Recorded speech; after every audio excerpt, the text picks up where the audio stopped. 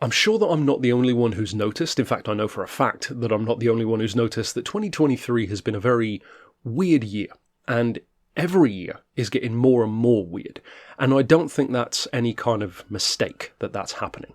Now, I do enjoy a lot of what many would call conspiracy theories, and the thing is, it's only a conspiracy if you can't prove it, so I don't want to get fully into that kind of, Alex territory, you know exactly what I mean by that, as much as I enjoy some of those things, but suffice it to say that if you're paying attention to literally any aspect of existence at the moment, you'll notice things are reaching a weird point in society. People, I think I would describe it this way at least, people are kind of becoming over everything. People in general don't seem to really value things very much. Things become extremely fleeting, and everything is on a cycle of about 5 to 7 seconds. It's funny because in that way Vine was really ahead of its time, but I think people are just kind of losing loyalty to things, they're losing interest in things, brands are losing just fundamental concepts of how to make money. Give the customer what they want used to be a fairly obvious thing to say, and now every brand like Disney, etc. has been trying to, let's say, woke everything up, if you want to use that term, and you can see the results it's gotten them. They've had a horrendous year. Hollywood in general has been awful, to the point where something like Godzilla -1 has been pretty much the standout movie of the year, because as revolutionary of an idea as it was, it had a decently low budget and a good story. How novel of a concept.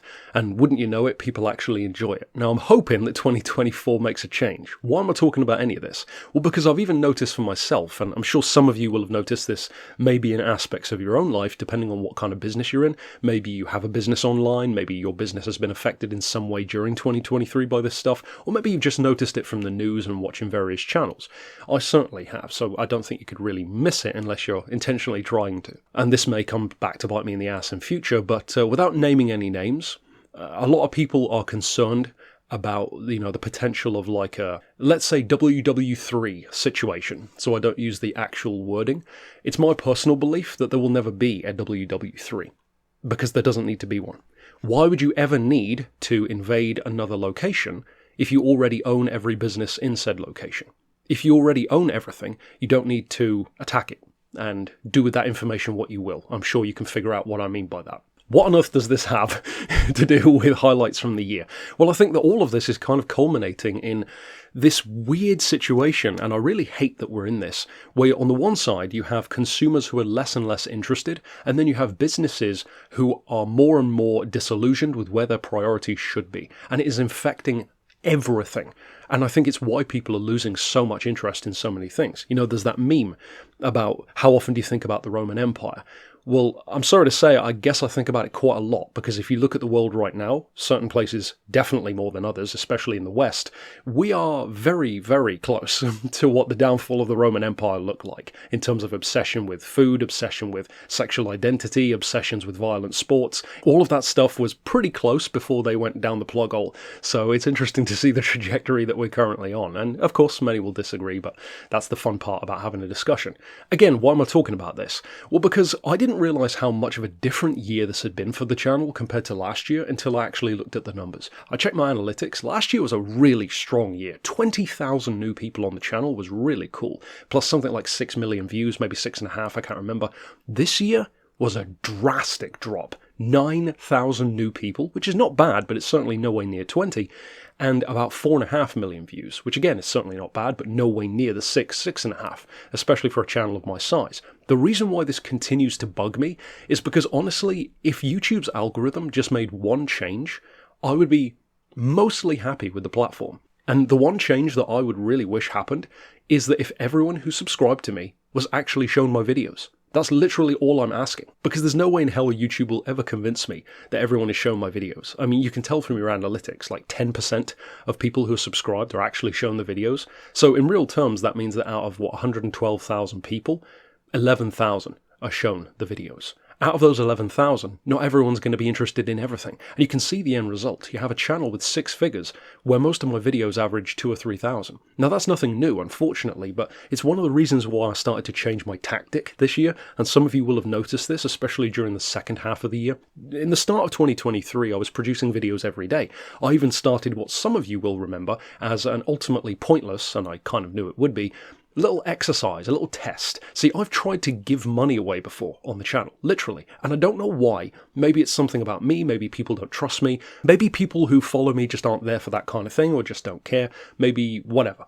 But the point is, I did a video ages ago and I said if it got 1 million views, I would give away £1,000 cash or $1,000, whatever it was.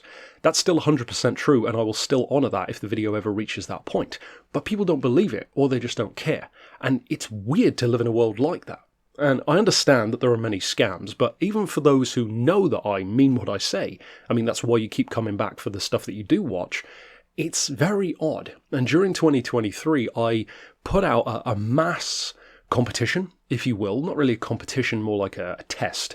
I wanted to see if any video released in 2023 got 10,000 likes, which might sound like a big deal because I don't have many videos that have reached that. I think there's only 1 or 2, and those videos have like 1 million views. But here's the thing, you don't need 1 million views to get 10,000 likes. The only thing you need to get 10,000 likes is 10,000 views, if everyone actually cared enough to give it a try. And 10,000 views is not that much of a big deal. So when a video reached 10,000 likes, I wanted to do that to A, give a random person in the comments $100 or £100 cash, which again, I would still do that. And just for the sake of it, I'm going to continue that in 2024. So if any 2024 video reaches 10,000 likes in that year, I will give you, or I will give someone, that is, in the comments, $100 cash at random. The reason why I wanted to do that is I wanted to see, because of YouTube's engagement, could I push through that? Could I push through this relentless throttling that YouTube does? Because at a certain point, you see those weird random videos, usually very short ones, which I think is very telling, very TikTok or Vine style, that suddenly get millions of views for no apparent reason. It could be like a goat spitting at the camera or somebody falling onto something or whatever else. The kind of videos, ironically, which got YouTube started. I find that has some interesting poetic justice there. I find it quite odd because you would think YouTube would start learning from that. You know, this is what people actually want to see. They want to watch just the funny, mindless stuff that they started watching YouTube for, and then have the relatable personalities that they enjoy watching, like Good Mythical Morning or whoever else. But everything has become so business. I mean, you can see just how little loyalty to anyone YouTube has in how quickly they abandoned, for all intents and purposes, their actual creators as soon as the evening shows started joining the platform. I've talked before about the P-score on the platform. For those who don't know, the P-score is a way that they don't tell you about. I even asked them directly about it, and I did a video about this, which of course was crushed by the algorithm, but I made a video specifically about asking them this, and they lied to my face about it. It was published in like official documentation, I can't remember what the journalist or outlet was, that YouTube admitted, or at least they found it in the coding, that the top channels, if not all channels, have a P-score. And basically this score shows how good your, ranking is, or how ad-friendly you're considered, how much of a good thing you are for the platform. And yet they would deny outright that it exists or that you have one. Just a flat-out lie. And we know from platforms like Twitter, they've lied to everyone multiple times about, for example, politically silencing people during certain campaigns for election. Elon took over, discovered that, and told the world. And people, weirdly, don't seem to care as much as you'd think they would. Currently, if you're a fan of aliens and UFOs and stuff, you'll notice the amount of news that's trying to come out about that. The kind of people who have no interest usually in aliens but are pursuing it because even they are noticing something's not right here. Like maybe it isn't UFOs, but maybe this is actually some kind of military program that we need to know more about. Or maybe it's some kind of military program that someone else has that we should be concerned about. And yet even that kind of stuff is getting little to no news coverage. And this is from the same news companies who'll talk about like a dog that can ride a bicycle. And yet people don't care. The same people who love alien movies, the same people who love conspiracies, watch X-Files, Ancient Aliens, all this kind of stuff, and yet even those people don't care. It's almost like there was some kind of worldwide event that has affected people's mental health. And I don't just mean in terms of depression. I mean a chemical change in people's mental health. Do with that information what you will, but I certainly have my own feelings on that, and you can probably tell what they are. And so I decided to try and play YouTube's game their way a bit more. So in the second half of 2023, you'll notice I started producing less videos, and the type of videos started to become very similar. That, of course, will disappoint many, and it certainly disappointed me, because as any of you who have been along for the long run will have seen, I love making videos for so many different kinds of game. In fact, one of the things I was most proud of, compared to pretty much any other creator I knew of at the time, is that I would do Forza and Gran Turismo. Doesn't seem like a novel concept anymore, but back then, when I started doing this around, 2009, 2010, 2013 even, people were fiercely one side or the other. And then I came along, and I'm sure others did too, I just wasn't aware of them, doing Gran Turismo and Forza and Test Drive and Project Gotham and Tourist Trophy and Need for Speed and Midnight Club and basically every racing game I could get my hands on. It was always my goal to do real car reviews like Top Gear. Boom, I start doing beards and cars. Oh, I love motorbikes. I wanted to get my bike license. Boom, I got it. I crashed the bike. It set me back a bit. And I stopped doing those, but still, I started doing them initially, and there's a few of them on the channel still. So I was constantly trying to make the channel bigger and bigger, because it was my theory, and here's the problem, my theory worked at the time. My theory, and I've said this to people before, is if you want to succeed, at least if you used to want to succeed on YouTube, cast your net, to say it biblically, cast your net as broadly as possible, and then you'll catch loads of different types of fish. Don't just make something for one audience. Try and get multiple audiences who like different things. That used to work like a charm, and the channel grew because of it. In fact, I didn't realise it at the time, but it was stuff that I was doing in terms of like tags and titles that was hurting my exposure more than any type of video was. Now though, the algorithm is notably different. And the problem with the YouTube algorithm is that even though they might not know that this is how it works, again, it's almost like they're actively trying to destroy their own platform, much like how it seems Disney is trying to destroy their own brand. But the way the algorithm works, for those who don't know, is it encourages all creators on the platform to basically hone themselves down to whatever their most successful content is. YouTube might deny this to your face. Do not take any notice of it. They flat out lied to my face. So I'll take their word for absolutely nothing. The algorithm works by funneling basically everyone to whatever you've done that does the best. Then the problem really sets in, because on the surface that sounds like an obvious thing to do. I mean, it's what basically all platforms use now. And of course, if you want to keep people on the platform, it seems logical that you would want them to watch whatever the best thing that creator does. Seems legit. But here's the problem. It's an algorithm. It's not driven by people. Only people interact with it in certain ways. And I'm going to come back to that, because if you really want some YouTube conspiracy stuff, I'm going to give you some really juicy evidence in a minute. Something that happened to me during this year with the Beards and Cars channel. But for now, the problem is the algorithm doesn't have a mind. It just does what it's programmed to do. So then it starts to self-cannibalize. And the ultimate goal of this algorithm, even though they might not realize this, is that it essentially would have every creator making a 1 second long video saying a single word. That sounds ridiculous. Well, think of it this way. If it encourages a creator to funnel everything down to one type of video, one series that does particularly well, then sure, that'll do well. But then a combination of two things will happen. One, people inevitably start to get bored. No matter how much you love something, you'll always start to miss the occasional episode here or there, or not quite have as much interest in that particular topic, even within that genre. So you might skip one here, you might not watch all of one there, you might do this or that. Well, then the algorithm dispassionately takes that as meaning that you're losing interest. So then it will start to scramble to find the numbers that work out to be the best numbers. So then it will encourage the creator to, within that one series, start to hone in on the most successful types of video within that series. So let's say you have a YouTube channel about vegetables and fruits, but the fruit series does a lot better than the vegetables. You naturally assume, okay, I should probably pursue fruit then. Maybe I'll have to change the channel name to fruits instead of fruits and vegetables. Seems to be going well. The channel starts to really grow. Your views explode and you're doing so well. You're loving it. You're riding high. Problem is now, the series ends up being about bananas, pears, apples. People don't watch the apple stuff as much. They tend to watch the banana stuff and some pear stuff. Well, may as well drop the apple stuff then. Well, now I'm making banana and pear. Well, pear's never been as popular, so it starts to drop even more, and the algorithm pushes the bananas.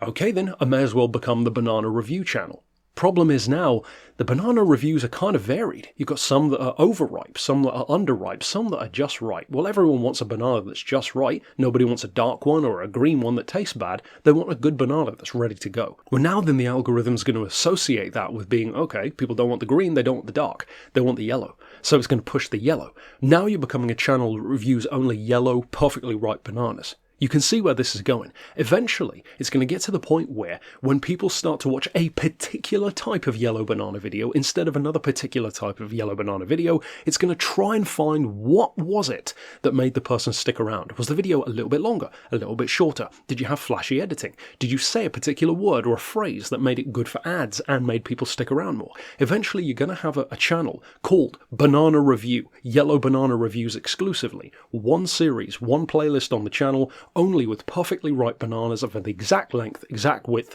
saying the exact same words in every single video, until invariably people get bored of that, and now you're making nothing, and the channel is dead.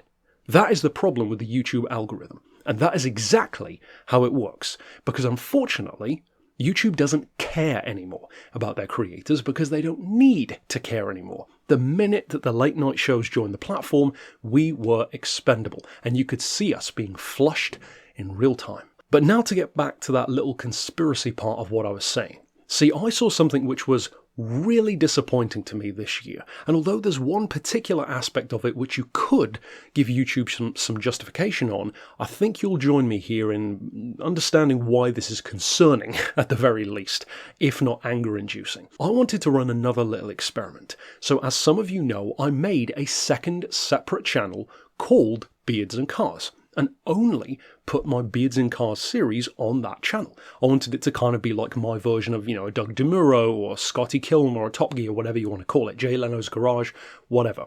Just put those reviews on there. Now, that channel had a good start because at least a couple hundred of you went over to it and checked out the videos. Of course, the videos were ones which maybe you'd already seen before, but I had new thumbnails, I re-edited some here and there, and in some cases you might have missed them the first time around. Now, the channel was doing really well, and over the course of that first year, in fact, it's recently, relatively past that first year, the channel grew really, really well, to the point where I actually met the requirements to monetize the channel, because of course you have to get, I think 1,000 subscribers and 10,000 hours, something like that. Well, I got the views, and I got the subscribers. Here's where things get really concerning. See, the channel, and I may even get a graph of this because it was quite alarming to see. You could see the channel growing every single day. The views will go up. The engagement was up. The comments were coming in. It was flowing so shockingly well that this channel actually had more growth in the first 6 to 8 months than probably this main channel did in the first 2 years, perhaps. I don't even recall. That's crazy in comparison, and it would seem to indicate that maybe YouTube actually is the right place for a new creator. But here's where things changed, and here's where things really concern me for a specific reason. I applied for said monetization. The second that I applied for monetization, they of course discovered that the videos were technically already on another channel, because I'd of course put together that series of Beards and Cars reviews into its own thing, for people who are only interested in that. Now, on the one hand, you could understand YouTube's side of things, where they said to me, we don't like to encourage duplicate videos on the platform. That's fair enough. See, the problem that I have with that, though, is that that's a total lie. Because look at how many clips channels there are of every podcast and every major channel, because they know that people don't have a 2, 3, 4 hour attention span for the most part, so they'll clip them down to the most clickable 5, 10, 15 minutes and re-upload them. Now, yes, they are shorter, so technically you can call them re-edited. We all know they are not re-edited. It's just a clip that's exactly the same as that moment from the longer video. So yes, it's edited. No, I don't care. It's the exact same content, just in a different format. And you can bet your backside that if I chopped up a review into 10 small pieces, they should, by their logic, still have a problem with that. Because as ridiculous as that would be, it technically conforms to their dumbass rules. Where the problem now comes in, and where I find this very interesting from a point of view of seeing just how nefarious the algorithm really is, that same day that I confirmed those videos were from the HSG channel, this channel, the channel died. Not only was it not monetized, it clearly had been metaphorically turned off by some physical person at YouTube, because the views stopped, the comments stopped, the growth virtually stopped, and it has been a trickle ever since compared to what it was before. They stopped gaining any new views. They stopped gaining content. They stopped gaining comments, I should say. And even the new subscribers, although technically still coming in, were nothing compared to the growth that it was. This is the part that I find fascinating and very concerning, but unfortunately it's not surprising at all. I don't really care about the fact that they're, duplicates and all that nonsense. The part that concerns me is that this proves beyond any shadow of a doubt that they do have full control over whether or not you are even shown in the algorithm, because they clearly turned it off that day. That means that although it is technically a supposedly automated system, it is 100% something that they do meddle with. And that should concern anyone who tries to make videos on this platform. And I think that people are kind of underestimating just how concerned you should be by that, because it means YouTube is exactly the same as Twitter. And I don't mean Elon Musk's Twitter. Say what you will about how that works now. I will take that version of it over what it was before every time. Because yes, Tesla posts can get annoying here and there. Sure, you can have, the Twitter blue and the verified and all that nonsense, but I haven't spent a penny on Twitter and I don't plan to, so it doesn't concern me. But with YouTube, the way that they're like Twitter is concerning because of this. Twitter was unequivocally found to be actively censoring people because they didn't like their political views. That is not constitutional in the United States, nor should it be constitutional anywhere else. That, if it doesn't concern you, is concerning. YouTube is doing the exact same thing, except the difference is they have the perfect justifiable cause for doing it. Well, it just wasn't doing as well, so we told the algorithm to not focus on it. I really wish that someone who had a more traditional business mind, like Elon, say what you will about him, but I do like the idea of basically a massive egomaniac coming in and rewriting the rulebook so that instead of being a politically sided thing, it's something which is just all about them or all about what they like. I'll take that every time, because at least then you know what you're dealing with. We know that you're a billionaire. We already know you're not a good guy. At least you're not some pretending to be good, nefarious, political-leaning organisation that has just whatever ideology that they're trying to ram down everyone's throats behind some flowery facade. I'll take that over YouTube or over what Twitter was every time. Now, that's a personal choice, and some people do, unfortunately, prefer to take, whatever the stay in the matrix colour pill was. What was that, the blue pill? I can't remember now. It's also concerning because you'll notice, and again, say what you will about these individuals, there are certain individuals, and I'm not even going to mention their names because it will affect this video in terms of how much it gets watched. Let's just say, if your name happens to be Alex or Andrew, use your imagination. Those kinds of people get heavily censored.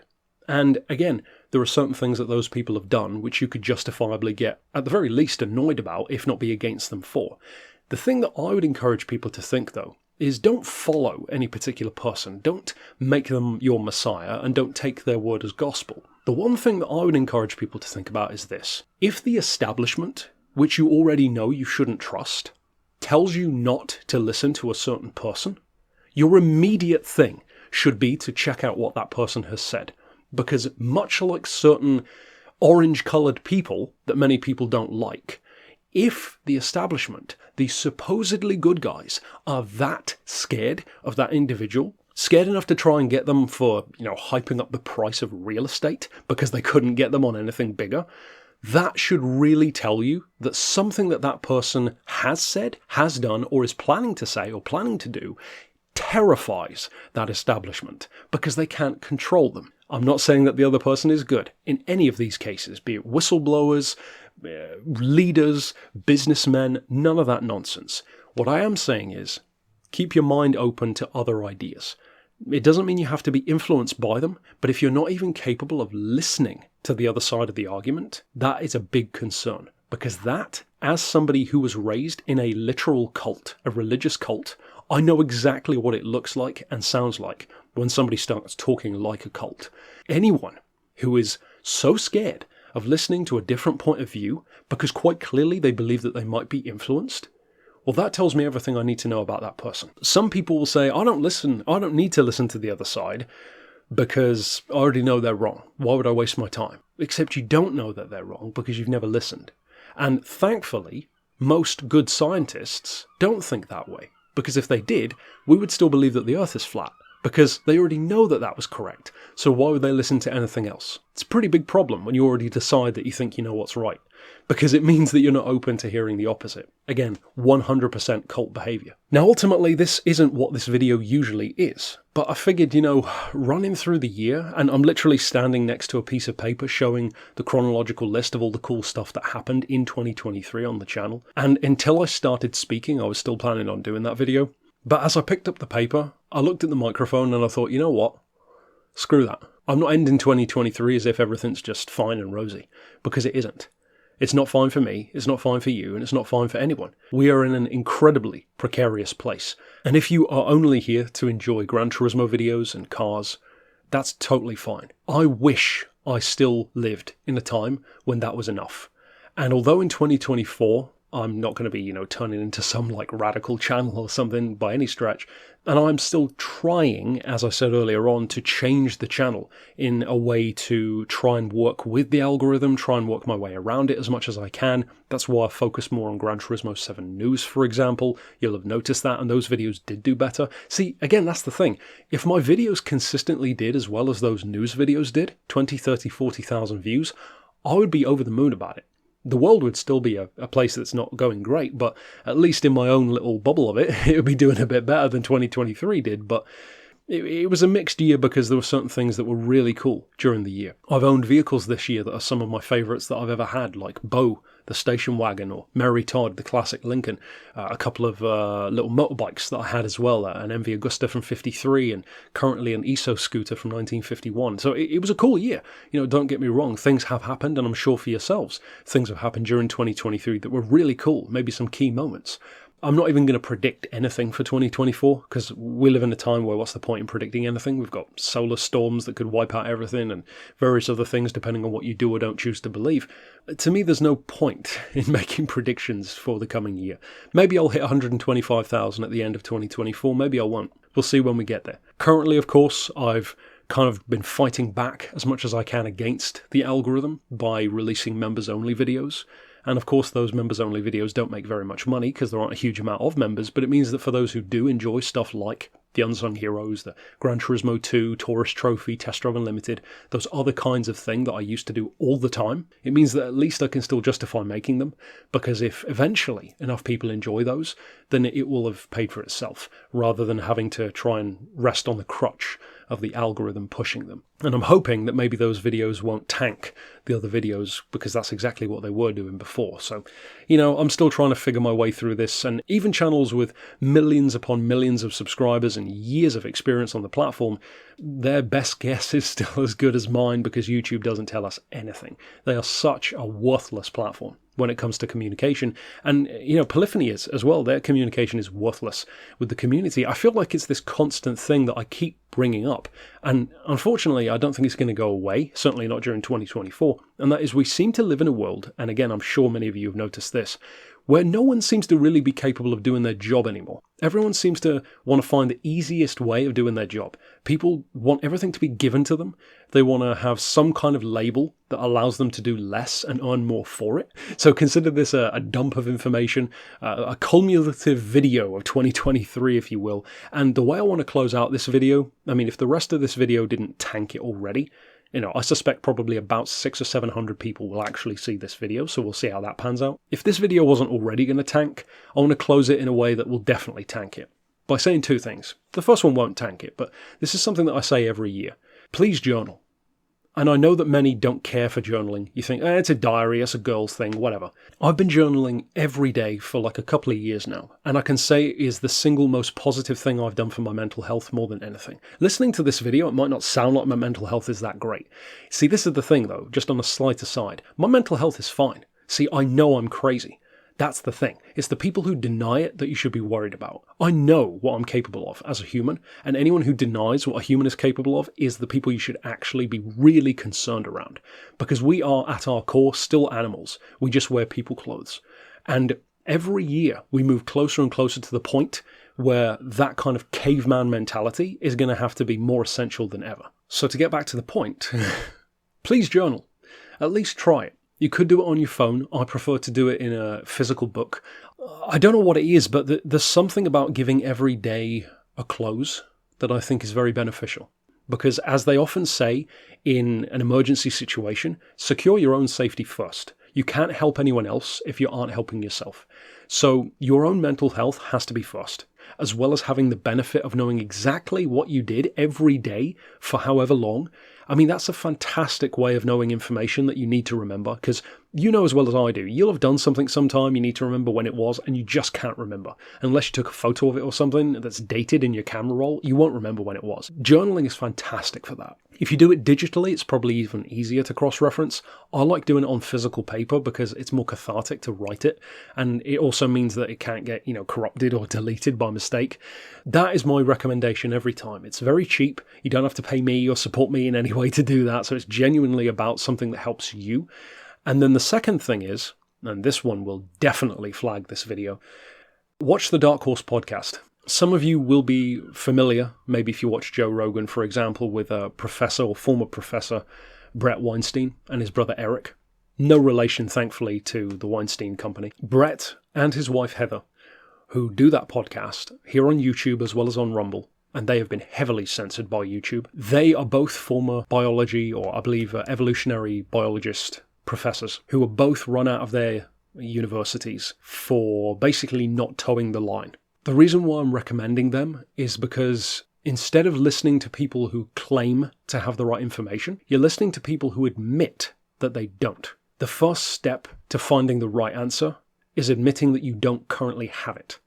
Whereas everyone who is in a position of authority, currently in the world, in every country, is someone who claims to have the answer. No one has the answer. One of the biggest things you learn as you become an adult is that adults don't have a clue what they're doing. Whereas as a child, it seems like they always know. No, they never do. It's just that some people never seem to learn that lesson. So they feel like they always have to act like they do have the answer. One of the things I like about Brett and Heather, and many like them, but they're a great place to start if you don't watch them already, is that they fully admit that there are so many answers that we don't have yet, and yet just by thinking, pondering, and asking questions about the things that we do currently know, it should at the very least raise massive questions about how things are being run, certainly in the past few years. And again, you either know what I'm alluding to there or you don't. And regardless of your political affiliations, regardless of what you do or don't want to agree with or side with, as long as you can still keep asking questions, then you're okay. It's the moment that you shut down, the moment that you think that you already have the right side of the discussion, the moment that you think that you don't need to hear any other points of view, that's when you can't really be helped. At least not for the moment. I like that they take that approach. Check them out. I'm sure you're listening to podcasts or that type of video anyway, so give it a look. If you don't like them, then just don't watch them anymore. You're not going to lose anything but a little bit of time. So, Dark Horse Podcast. Doubtless that will destroy this video on the algorithm, even mentioning their name. But yeah, 2023 overall, as I said, was very mixed. We have had growth. Welcome to the 9,000 new people, which is not an insignificant number. Of course, I will see you for more in 2024, more Gran Turismo 7 content, hopefully more Beards and Cars reviews. I was very busy outside of YouTube this year, otherwise I would have done more of those. And of course, at least 2 members' videos every week, hopefully throughout the entire year. That's my goal. We've done 2 each week for the past few weeks now, so that is continuing. In fact, I've also ordered a replacement power cable for an old PS2 of mine. The PS2 is such a vast wealth of potential in terms of games that I've never talked about or games that I really need to get back to, like Gran Turismo 4, to do a couple of reviews that I never did, like for the old FPV Ford Typhoons and stuff like that. So I would love to hear what your thoughts on all of this probably nonsense to many of you is. For some of you, you may not care about anything I've said. I mean, you didn't get this far if you didn't care.